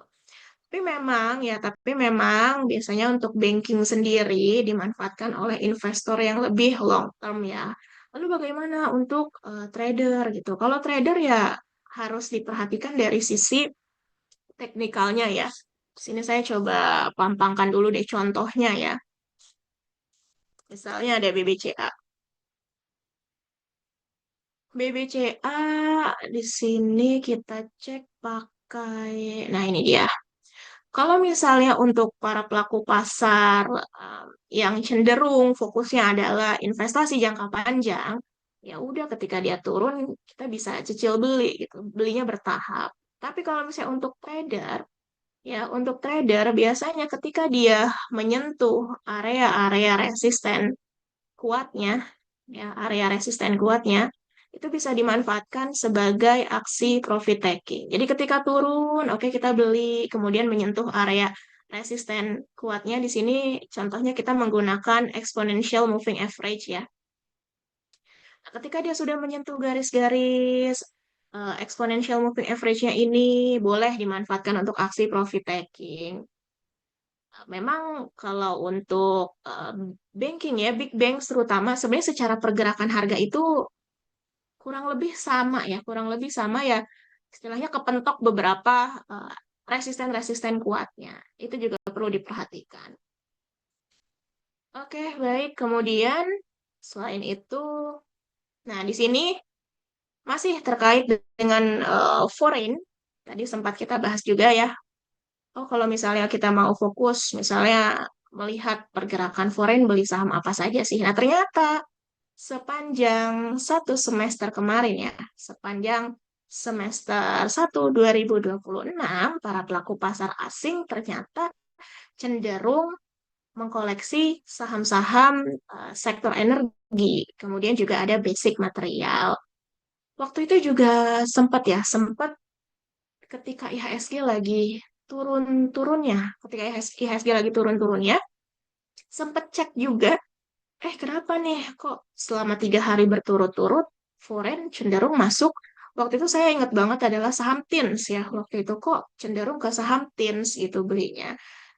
Gimana nih secara teknikalnya? Nah, ternyata secara teknikalnya memang saat itu lagi konsolidasi, lagi mencari arah lah. Kalau konsolidasi kan lagi mencari arah ya. Sebenarnya dia mau breakout resisten terdekatnya atau breakdown support terdekatnya. Nah, di sini untuk asing sendiri memang masih cenderung ya, masih cenderung yang di, dibeli adalah dari sektor energi, sektor basic material. Jadi teman-teman ya bisa bisa diperhatikan juga lah ya untuk saham-saham terkait. Nah, kemudian di sini selain itu boleh diperhatikan juga emiten dengan net cash flow dolar positif. Kenapa? Karena ya kita ketahui bahwa nilai tukar rupiah kita bisa dikatakan masih cukup tinggi ya. Nilai tukar rupiah kita masih cukup tinggi. Jadi bagaimana nih? Apakah ada saham-saham yang sebenarnya di tengah tekanan rupiah ini malah berdampak positif ya ternyata ternyata ada gitu ya ternyata ada kita bisa perhatikan emiten-emiten yang dia memiliki net cash flow-nya itu mata uangnya dolar. Nah di sini untuk saham-sahamnya apa saja ada yang saya kotak-kotakin ya. Nah ini saham-saham yang di kotak warna biru ini memang menjadi salah satu emiten yang berkinerja keuangannya masih cukup solid. Kemudian juga kita perhatikan dari sisi pergerakan harganya sih so far masih sama ya masih dalam tren bearishnya gitu. Tapi ketika kita melihat suatu emiten yang mempunyai net cash flow dolar positif, itu kan artinya ya arus kas yang mereka hasilkan dalam dolar cenderung lebih banyak gitu dibandingkan pengeluaran dolarnya. Jadi untuk emiten-emiten terkait juga cukup aman dari biaya impor karena kalau misalnya dengan ini ya bisnisnya mereka fokusnya adalah dari sisi mata uangnya adalah dolar ketika di convert ke rupiah kan justru lebih banyak ya ketika momennya rupiah saat ini masih masih masih melemah. Oke, kemudian kita lanjut di sini. Sekarang kita lanjut dari sisi komoditas. Nah, untuk komoditas, yang pertama ada crude oil atau minyak mentah. Pergerakan minyak mentah di tahun 2026 sebenarnya dari awal tahun ya, dari awal tahun cenderung dia mengalami kenaikan. Tapi ternyata ketika peaknya menyentuh kisaran 100 ke atas USD per barrel, dia terjadi balik arah. Ya kalau misalnya untuk untuk komoditas minyak mentah dari sisi sentimen masih sama ya, masih terkait dengan tensi geopolitik. Karena tensi geopolitik ini belum kelar ya, karena tergantung Trump sebenarnya. Trump ini nggak bisa ditebak gitu. Pagi ngomong apa, bisa jadi sorenya beda lagi gitu. Ya harapannya ya dari dari kita semua sih melihatnya ya jangan terlalu agresif lagi. Tapi kan beda ya kalau Trump ya, karena ya kebijakan dia sendiri yang buat dan ternyata tensi geopolitiknya masih memicu memicu kekhawatiran, apalagi minyak mentah ini ada gangguan pasokan lah ya. So far secara pergerakannya dari awal tahun hingga saat ini itu masih mengalami kenaikan kurang lebih 38%. Ya, perhatikan saham-saham terkait, misalnya ada MEDC, kemudian juga ada NRG, ada ELSA ya. Nah, kemudian di sini emas sendiri komoditas gold ya, cenderung dia koreksi di tahun 2026 ini, bahkan pergerakan harganya secara year to date atau dari awal tahun hingga saat ini kondisinya adalah cenderung koreksi, koreksinya sebesar 7,7%. Kenapa harga komoditas emas ini justru mengalami koreksi ketika huru-hara yang terjadi masih ada? Karena ya memang emas sendiri di sini sudah rally-nya dari akhir tahun 2024 ya. Waktu itu di akhir tahun 2024 memang ada tanda-tanda emiten-emiten emas ya, emiten-emiten komoditas gold di Indonesia itu memang ada tanda-tanda reversalnya bullish gitu. Cuma kan waktu itu kondisinya di akhir tahun 2024 kita nggak tahu ya emang ada apa nih gitu. Kondisinya emang kenapa nanti di tahun 2025?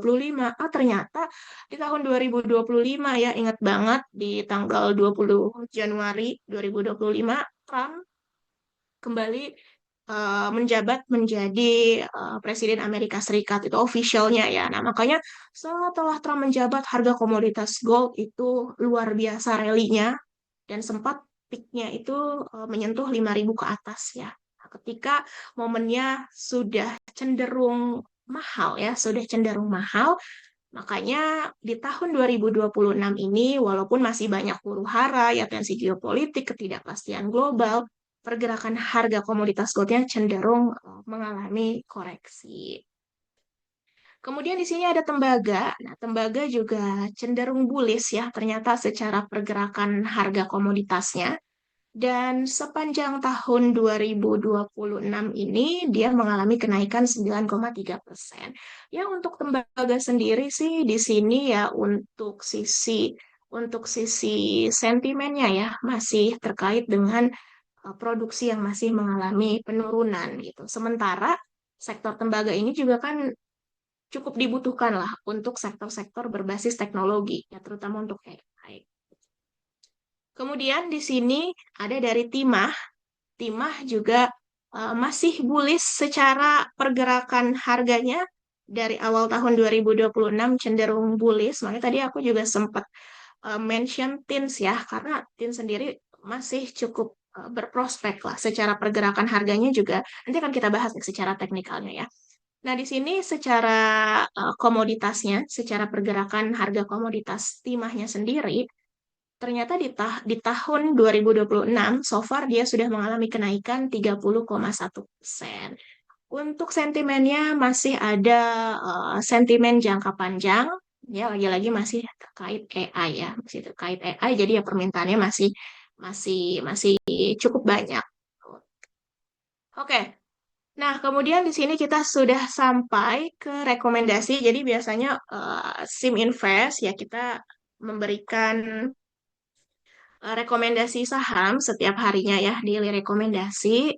Dan ini kita share melalui WhatsApp channel kita, melalui Instagram kita, kemudian juga melalui aplikasi SIM Invest kita. Biasanya kita ada 3 saham yang kami rekomendasikan, tapi cenderung untuk day trading ya. Kurang lebih ya memang dulu 3-4 bulan yang lalu ya, kita memang ada weekly rekomendasi. Tapi itu semua kita kita hold atau kita hilangkan karena kenapa? Karena kami melihat kondisi marketnya volatilitasnya tinggi. Nah, ketika volatilitasnya tinggi, maka fokusnya atau strategi ya. Strategi dari tim kami adalah lebih ke day trading. Nah, di sini untuk rekomendasi ya di hari Senin kami rekomendasikan ADES. Ada sendiri secara tren di sini masih tren bullish. Jadi memang cukup challenging ya untuk menemukan saham-saham yang secara tren bullish di kala momennya ya IHSG-nya aja masih bearish gitu. Nah, tapi memang ada beberapa saham yang secara trennya bullish. Nah, salah satunya adalah ADES. ADES kami rekomendasikan spekulatif buy. Boleh diperhatikan untuk entry di level 32.975 hingga 34.300. Target di level 35.000 hingga 36.025, batasi resikonya dengan perhatikan stop loss di 31.700. Kemudian yang kedua juga ada GGRM. Nah, GGRM juga secara tren dia bullish ya. Dia bullish. Nah, kemudian kami rekomendasikan spekulatif buy untuk di hari Senin. Perhatikan area entry di level 16.300 hingga 17.025. Kemudian target price-nya di level 17.375 hingga 17.900. Jangan lupa batasi risiko juga area stop loss di level 15.600. Kemudian ada Telkom. Telkom pada perdagangan di hari Jumat kemarin juga luar biasa mengalami kenaikan ya. Makanya hari Senin kita kita rekomendasikan juga perhatikan untuk area entry di level 2.560 hingga 2.670, target di level 2.730 hingga 2.810. Jangan lupa juga batasi resikonya stop loss di 2.450. Oke, baik Bapak Ibu teman-teman semuanya, sekian paparannya untuk hari ini. Mungkin saya kembalikan ke cerita ya. Terima kasih.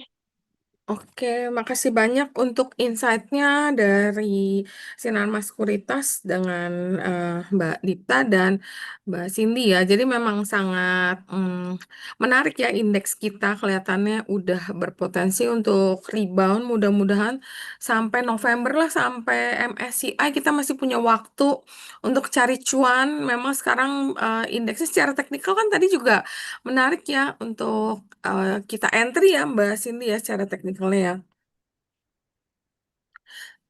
Cuman aku tadi eh, wondering, ini kan kalau kita lihat stock pick dari Mbak Cindy kan mungkin secara teknikal saham-saham yang fundamentalnya kuat, yang memang menjadi favorit dari asing juga nih. Nah, kira-kira apakah nggak ada saham Konglo yang diminatin retail yang menarik perhatian Mbak Cindy?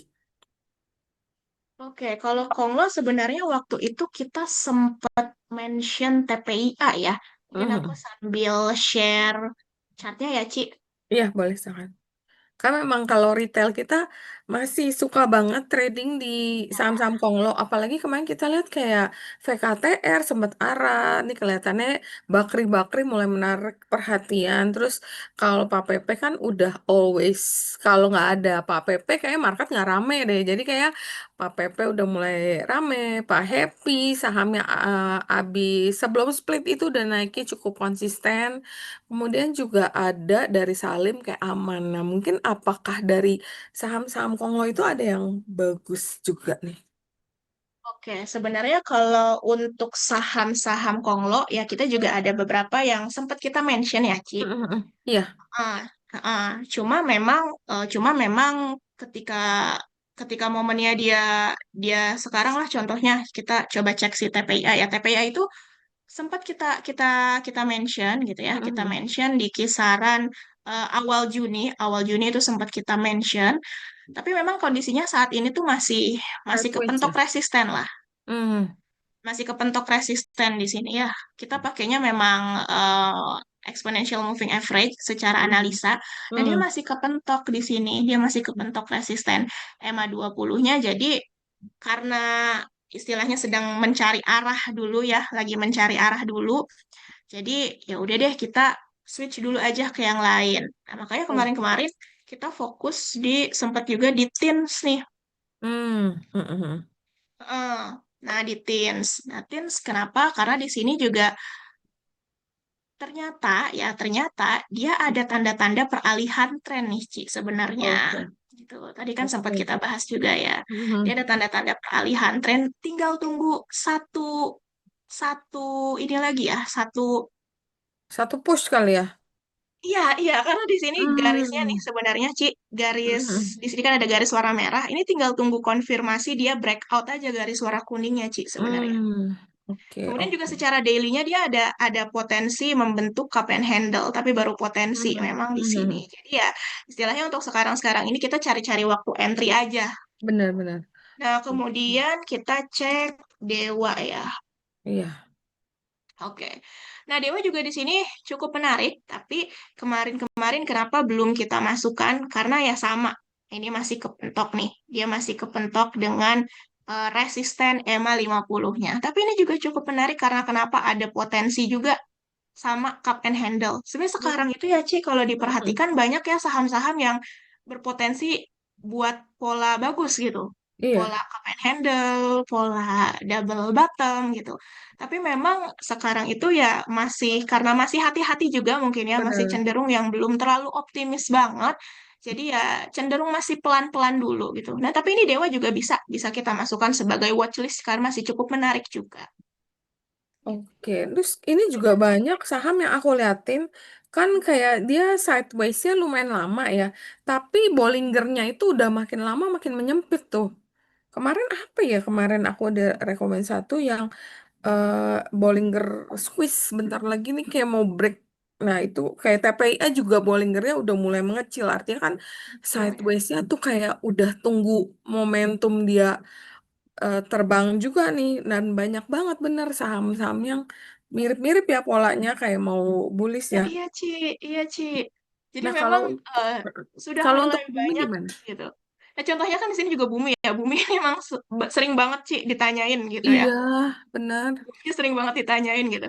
Ini sebenarnya kalau melihat dari sisi pergerakan harganya ya memang ya ada potensi gitu untuk double bottom. Tapi lagi-lagi masih harus berjuang untuk bisa at least dia breakout resisten kisaran 155 dulu. Karena kan kemarin-kemarin nampaknya lagi konsolidasi dulu gitu, Ci. Hmm. Terus sama nih, mungkin oke kita sambil ngebahas chart, kita coba jawab dulu nih beberapa pertanyaan. Ini ada ya yang mau nanya soal penutupan Selat Hormuz, sektor mana yang paling terdampak positif dan negatif? Soal harga minyak kan melonjak, lalu saham apa yang kita cermatin dan strateginya itu bagaimana? Oke, mungkin dari Dipta mau menambahkan dulu dari sisi fundamentalnya atau gimana? Oke. Aku coba izin jawab ya pertanyaan dari Dari Kayuliana ya ini Yana, ya, iya benar. Kayuliana Hema. Oke, untuk ini sebenarnya untuk Selat Hormuz penutupan itu ada dua sektor yang diuntungkan ya. Kita juga sering banget ini dibahas dari Mm-mm. awal adanya eskalasi itu kita udah sempat mention ya di first quartal itu. Jadi ada dua sektor sebenarnya yang diuntungkan dengan adanya penutupan Selat Hormuz ini.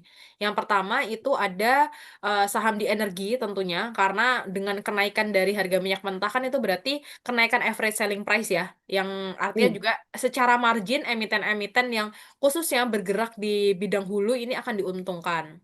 Terus yang kedua itu adalah saham-saham di bidang pelayaran, khususnya Mm. pelayaran yang dia apa namanya, rutenya ambil rute yang internasional ya. Nah, salah satu saham yang sempat kita call itu adalah saham Bull waktu itu untuk sektor Benar. pelayaran. Karena Mm-mm. kenapa? Ketika penutupan Selat Hormuz itu kan berarti ada rutenya itu semakin jauh gitu ya. Untuk pengiriman dari tangki oil ini gitu. Kalau rutenya semakin jauh, berarti kan durasinya semakin lama, sehingga dari sisi biaya sewanya juga semakin mahal gitu ya. Jadi untuk sektor pelayaran yang khususnya di logistik itu akan cenderung diuntungkan.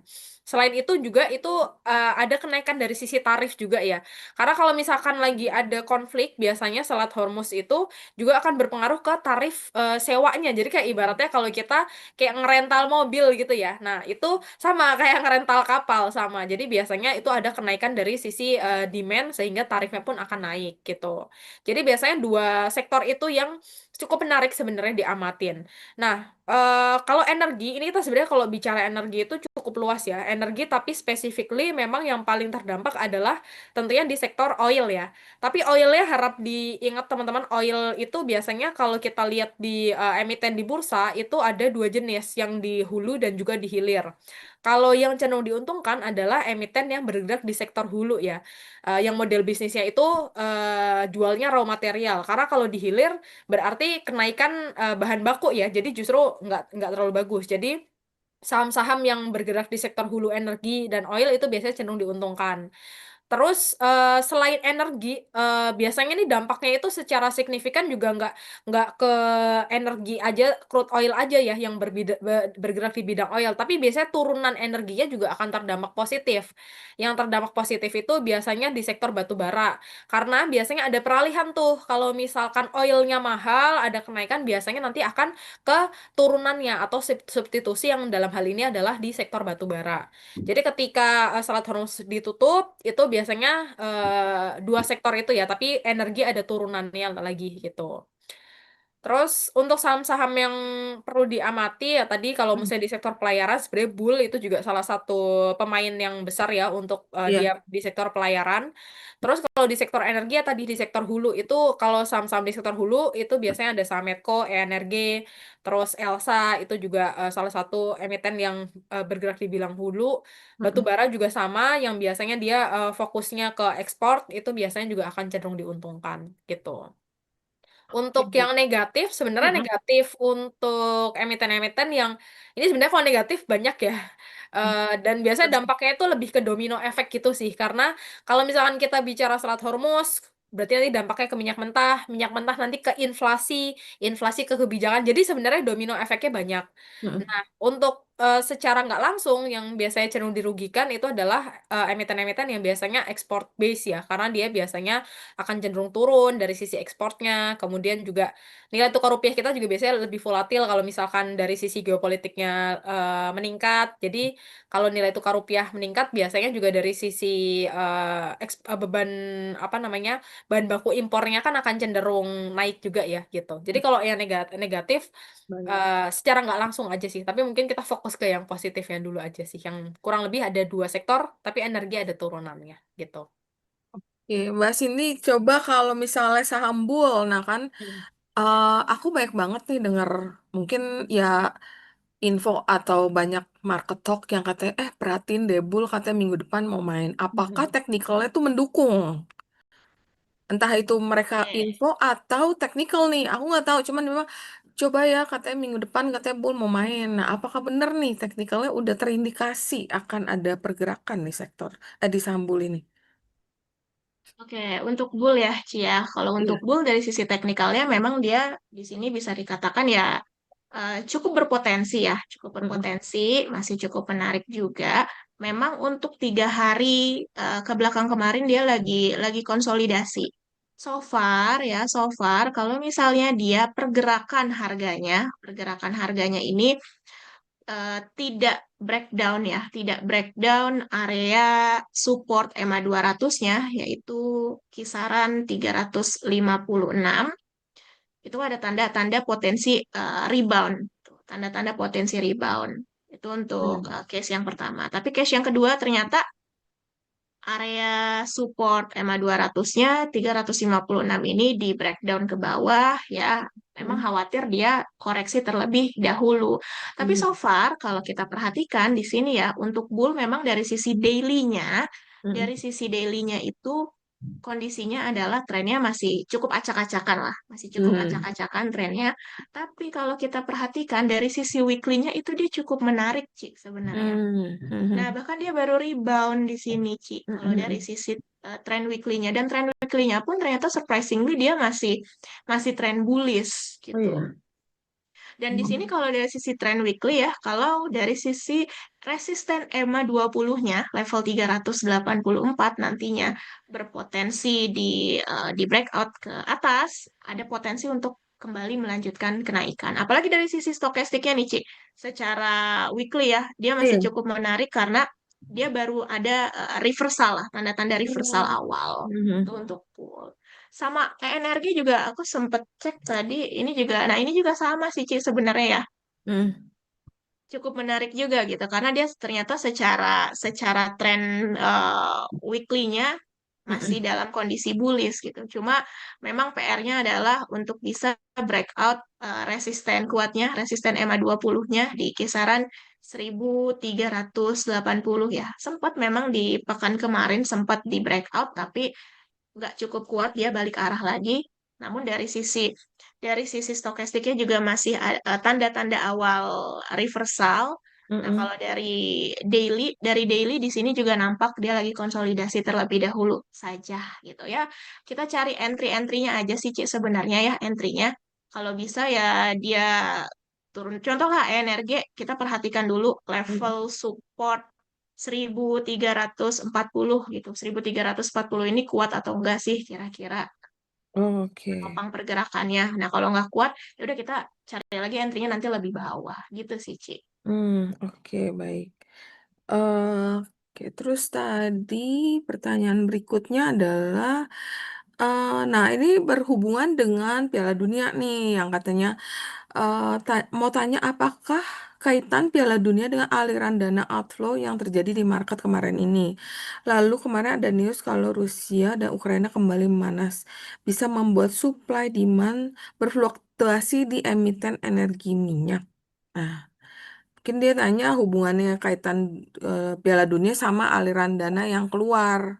Nah, lalu kemarin ada news Rusia, Ukraina kembali manas membuat supply demand berfluktuasi di emiten energi minyak. Ya memang minyak ini selalu lagi gimana ya, kayak perang pasti akan berdampak ke harga minyak sih. Nah, kalau yang World Cup gimana? Kamu ada insight nggak? Oke. Aku izin jawab ya untuk yang Iya. World Cup. Sebenarnya secara historical memang ketika ada Piala Dunia ya, sebenarnya kita eh, ada insight data, cuman kita belum bisa show. Tapi kalau kita lihat sebenarnya memang flow ketika apa namanya foreign flow atau dalam flow money ya sebenarnya kan kayak uang ini kan selalu bergerak ya Ci ya kayak ya Iya. tinggal pilih aja lah bergeraknya kemana gitu ya Iya. kemarin misalkan ke AI terusan kemarin itu pas lagi naik-naiknya itu ya banyak ke saham-saham teknologi terus Mm-mm. juga pas lagi perang biasanya ke saham-saham komoditas gitu nah Iya. sekarang biasanya memang ketika keadaan kayak gini ataupun di keadaan ketika World Cup itu memang ada indikasi bahwa dari sisi flow-nya itu lari ke kalau misalkan kita bisa bilang ya mungkin tapi ini bukan bukan apa ya bukan ngajarin juga ya tapi memang ada indikasi bahwa untuk lari ke judol gitu itu memang Mm-mm. by datanya kayak gitu jadi memang dari sisi flow-nya itu mereka apa ya karena ada euforia gitu ya secara psikologis jadi memang ketika World Cup mungkin kalau teman-teman bisa cek juga 5 tahun ke belakang ketika ada perayaan World Cup itu biasanya dari sisi marketnya relatifly memang sepi gitu jadi Mhm. memang by datanya memang seperti itu. Nah, jadi memang kita biasanya makanya ikutin flow, makanya ada apa namanya analisa foreign flow, kemudian broker flow dana itu karena untuk melihat dari sisi dana asingnya seperti apa gitu. Tapi apakah kayak full semuanya ke sana juga kita lihat sih dampaknya secara nggak langsung ya karena eh ada atau nggak ada misalnya seberapa besar flow-nya itu keadaan market tetap tetap tetap mengalami fluktuasi juga sih yang kita lihat. Jadi mau Iya. seberapa banyak yang masuk ya itu lebih ke ramai atau enggaknya gitu. Gimana sih kayak kalau misalkan ada beberapa marketplace gitu ya, tetap tetap ada jual beli gitu. Misalnya yang untuk penting Mhm. buat kita retail kan lebih ke kayak gitu ya. Tapi Iya. kalau misalkan ikut flow-nya kemana sih kita juga bukan berarti merekomendasikan ke oh foreign flow pada ke sana nih. Jadi kita ikut Mhm. juga enggak ya. Kita tetap maksudnya keadaan market kita juga masih masih ada lah dari sisi transaksi, dari sisi likuiditasnya. Jadi masih masih fine. Tapi kalau kita tanya World Cup-nya itu ada hubungan atau enggak? Ya, kalau by data memang ada hubungan ketika di perayaan itu biasanya memang ada peralihan dari sisi flow-nya gitu. Oke, Gitu sih. baik. Nah, ini ada pertanyaan yang cukup menarik juga terhubung dengan kenaikan saham Big Banks. Nah, dia tanya nih, kenapa ada kenaikan saham kenapa ada kenaikan saham-saham Big Banks akhir-akhir ini? Oke. Mungkin aku izin ini nanti dari si Iya, teknikal bisa dibantu cek sama Kak oke. Cindy ya. Karena Baik. ya teknikal Big Bang mungkin nanti bisa detailnya ya. Kalau alasan apa kemarin ya Jumat tadi sebenarnya sempat aku mention juga sedikit. Kalau di hari Jumat kemarin dari sisi apa namanya Big Bang, Big Cap-nya pada naik cukup kencang ya. Naik 4 sampai 5% gitu. Nah, alasannya kenapa? Kalau kita lihat kalau aku boleh show data tadi sebenarnya sempat dibawain sama Kasidi juga terkait Mm-mm. dengan keadaan fundamental dari sisi Big Bang sendiri. Mm-mm. Bentar, teman-teman, aku izin untuk share screen. Oke, ini tadi sempat di show ya sama Kak Cindy ya. Ada sektor-sektor perbankan recapnya. Nah, ini adalah kondisi price year to date dari saham-saham sektor perbankan ini per 9 Juli ya. Mungkin ada perubahan sedikit kalau misalkan per pekan ini, cuman ya ini posisinya tapi masih minus dari sisi sektor-sektor perbankan secara price year to date-nya gitu.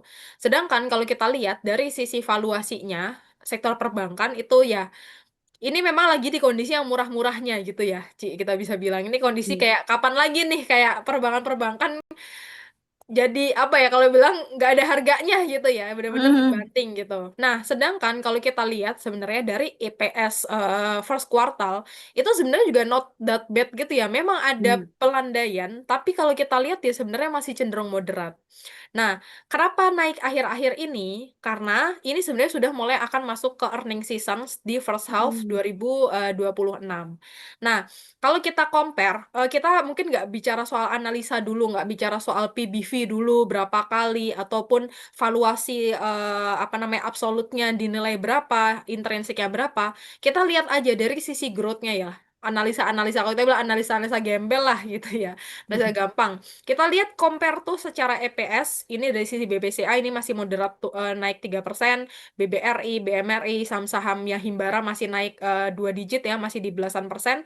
Tapi secara year to date-nya itu masih mencatatkan penurunan yang cukup dalam gitu. Mm. Nah, sehingga kita lihat sebenarnya di sini dari sisi marketnya ini sudah mulai sadar nih. Sebenarnya dari sisi dengan harga posisi perbankan saat ini itu turunnya benar-benar bisa di atas 20%, sedangkan dari sisi growth labanya itu masih moderat gitu ya, nggak yang turun gitu.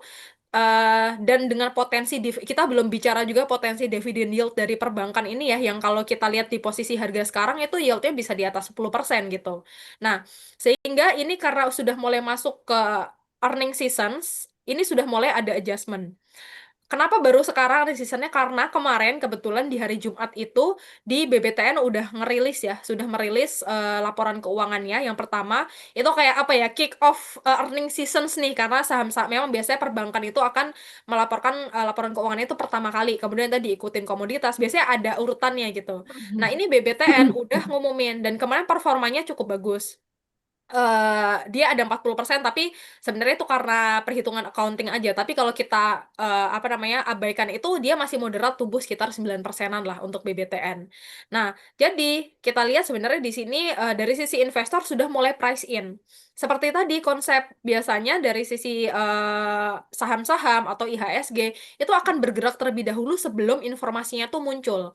Nah, ini Mm. kita lihat dari sisi investor udah mulai ada adjustment, sudah mulai masuk udah mulai realize nih oh sebenarnya nilainya ini dia di first half kemungkinan masih akan tumbuh bagus. Jadi Mm. yang sebelumnya ini mereka diskon-diskon sekarang mereka sudah mulai masuk. Karena kemarin juga ada indikasi karena BBTTN udah mulai rilis, jadi ada ekspektasi di pekan depan atau di akhir bulan ini nanti sudah mulai akan rilis juga dari laporan keuangannya.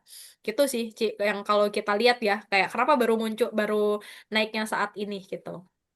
Oke, mungkin juga konfirmasi dari SNP juga mungkin pengaruh ke Hmm, confidence ya bahwa ya betul. oh nggak ada Karena mm-mm. downgrade. Mm-mm. Iya. Mungkin kalau dari si teknikal boleh sih nanti dibantu sama Iya. Kak Cindy ya kayak Nah, mungkin sudah mungkin bisa mulai. dibantu teman-teman retail di sini kira-kira sektor banking apa yang mungkin masih ketinggalan kan kalau kemarin Big Bang tuh rata-rata udah naiknya rata sampai bank lapis 2 ya BBYB Ya, yang yang mungkin digital.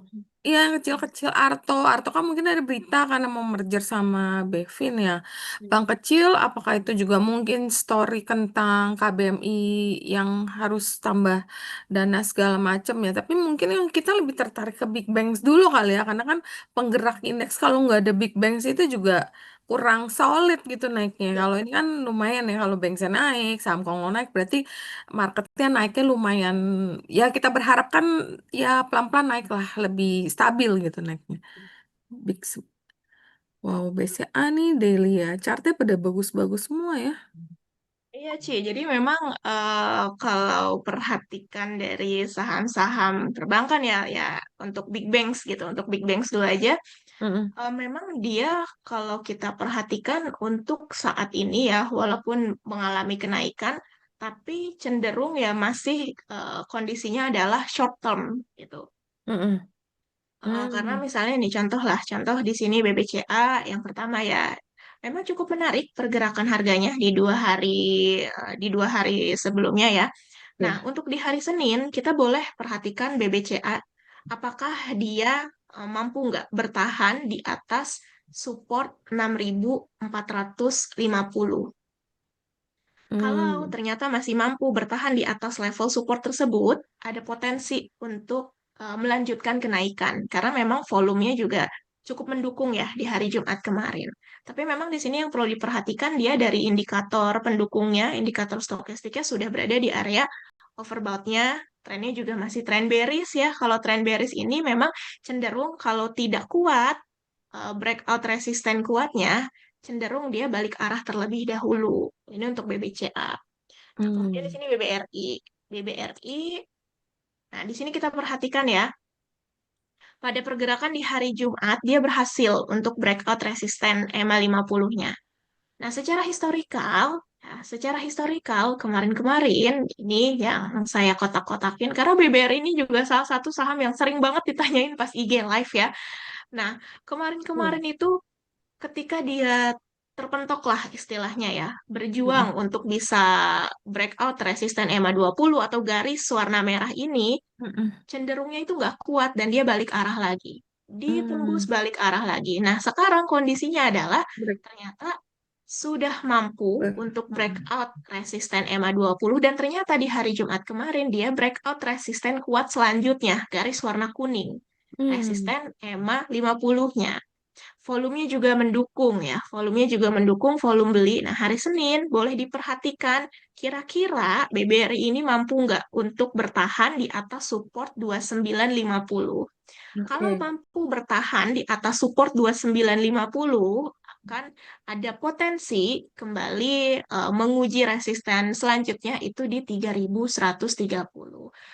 Terkait pola juga sama, so far juga memang pola dari perbankan cukup inline dengan IHSG, ada potensi cup and handle gitu ya, Hmm. sama. Tapi kan Hmm. lagi-lagi memang kondisi market itu masih masih cenderung volatilitasnya tinggi ya, masih Iya. volatilitasnya tinggi. Ya, so far memang masih lebih dimanfaatkan untuk aksi secara jangka pendek short term-nya. Nah, kita cek lagi big banks lainnya BMRI. Nah, di sini BMRI juga luar biasa ya. Justru Mm-mm. kalau BMRI ini bahkan ketiga resisten kuatnya sudah Udah di break. berhasil untuk Mm-mm. ditembus gitu ya. Benar. Tinggal satu resisten kuatnya nih di resisten EMA 200 atau garis warna Wow. biru tua ini. Gila, bagus Karena banget chartnya. ya kalau tadi BCA, BBRI ya, BBCA apalagi baru baru baru satu doang gitu yang di resisten kuatnya baru satu doang. BBRI juga Hmm. baru dua. Nah, ternyata untuk BMRI dia ketiga Oke. resisten kuatnya sudah Udah di break. berhasil Mm-mm. untuk di breakout. Tinggal tunggu lagi nih satu lagi resisten EMA 200-nya di 4.600. Nah, Gila. kalau kalau misalnya di hari Senin mampu bertahan di atas support 4.390, ada potensi untuk kembali melanjutkan kenaikannya. Nah, kemudian satu lagi BBNI untuk Iya. Big Banks. BBNI, nah BBNI juga baru dua ya, baru dua Hmm. resisten Mm-mm. kuatnya yang di breakout. Ini juga sama, so far Big Banks ini memang sama ya secara pergerakan harga Iya. mirip-mirip lah, mirip-mirip Benar. gitu. Ini juga sama untuk resisten terdekatnya boleh diperhatikan di level 3.640 karena dia juga lagi menguji nih apakah EMA 50 atau garis kuning ini cukup kuat untuk ditembus gitu. Memang sudah di breakout, tapi khawatirnya adalah kemarin-kemarin kondisinya ketika berhasil di breakout dia kembali turun gitu karena nggak Hmm. begitu cukup kuat. Nah, ini juga sama di hari Senin. Jadi istilahnya hari Senin ini semacam moment of truth gitu untuk pergerakan dari Big Bang. Seperti itu cerita. Oke, makasih banyak Mbak Cindy dan Mbak Dita untuk insight-nya di sektor banking yang memang jadi tulang punggung indeks kita ya. Tapi kayaknya kita nggak kerasa, atau udah jam 2.30, walaupun masih banyak pertanyaan. Em, tapi mungkin satu pertanyaan terakhir kita akan ambil dari teman-teman. Oh, yang tadi aku bilang, yang Bollinger Squeeze itu DSSA sih. Itu Hmm. kayak saham kayak mau gerak, lagi sideways panjang, mau gerak, tapi kayak lagi nunggu momentum atau apa gitu. Jadi kayak makanya Bollingernya menyempit gitu. Oke, nah ini kan hanya rupiah mungkin. Nah, ini pertanyaan yang sulit tapi banyak ditanya. Tapi aku rasa nggak ada yang tahu. Saham apa yang berpotensi multi banker? Nah, apa ada kakak-kakak sini ada yang tahu? Aku sering ditanya sih, cuman aku bilang kalau sekarang belum kelihatan karena market kita lagi baru mencoba untuk membaik ya dari habis turun banyak ya.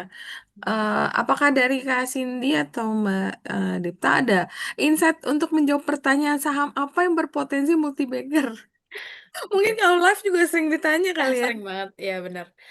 Kalau kita sekarang lebih gini sih, Ci. Di tahun ini kita fokusnya untuk survive dulu aja, teman-teman. Kalau Setuju. misalkan untuk apa namanya kita expect untuk beggar itu di tahun ini kita masih banyak PR ya. Tadi sempat kita sampein juga. Kalau sebenarnya beggar itu memungkinkan untuk teman-teman yang mungkin saat ini pegang cash banyak ya, Ci. Karena Mm, once dia ini nanti rebound ya potensi multi bagger itu sangat ya.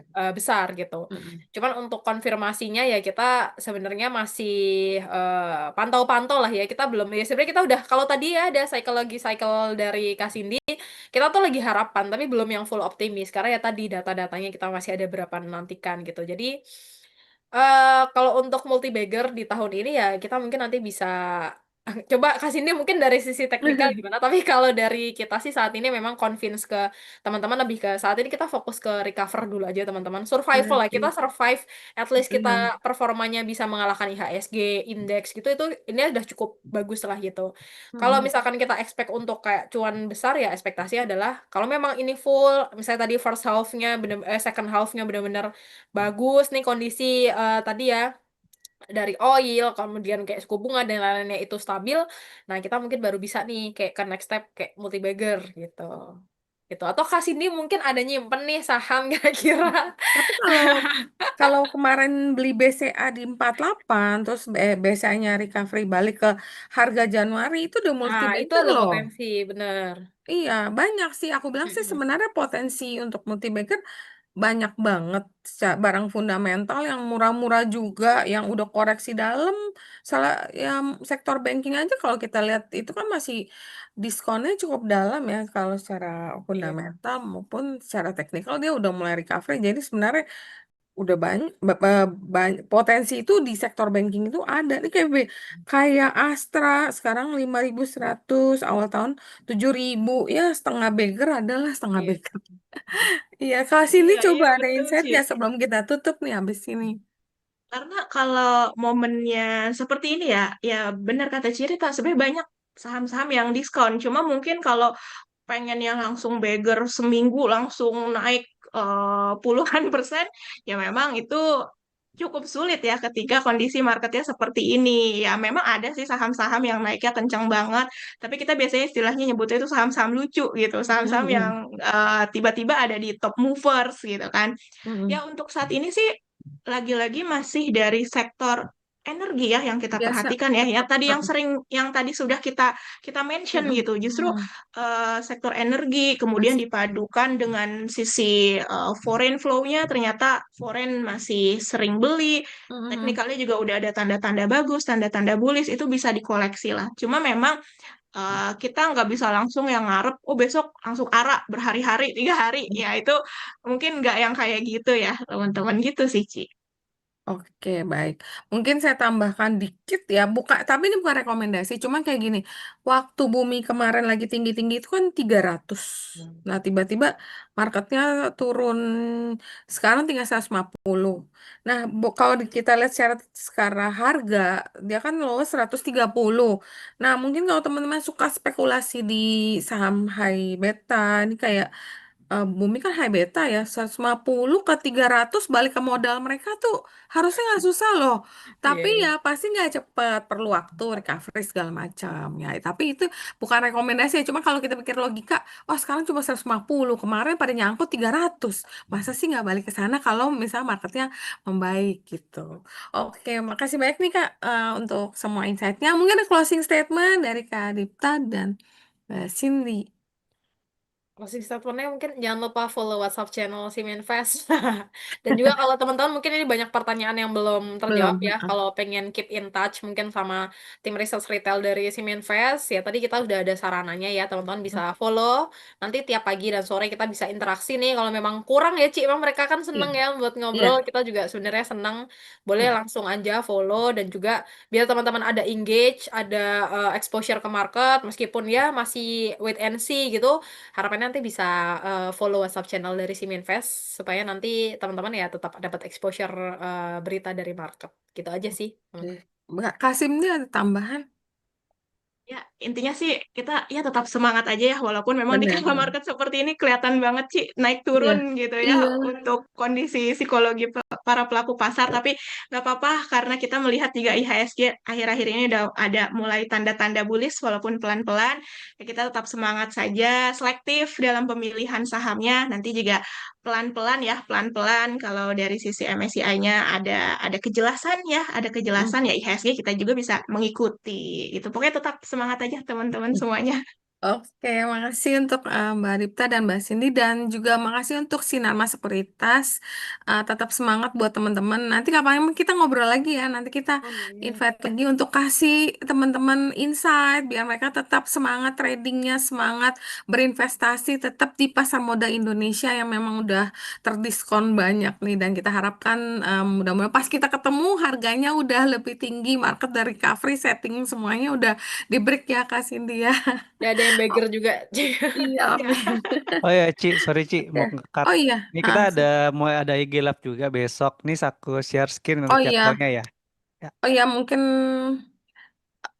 sebelum kita tutup, kita ada mau live sama Cicu Ai untuk bahas uh, Piala Dunia karena banyak banget yang nanya minta live lagi. Oke, kita akan live. Jadi kalau mau ikut silakan di scan barcode-nya untuk join. Kita punya IG Live ngobrol sama Cicu Ai mengenai kelarnya Piala Dunia seperti tadi kan banyak yang nanya juga.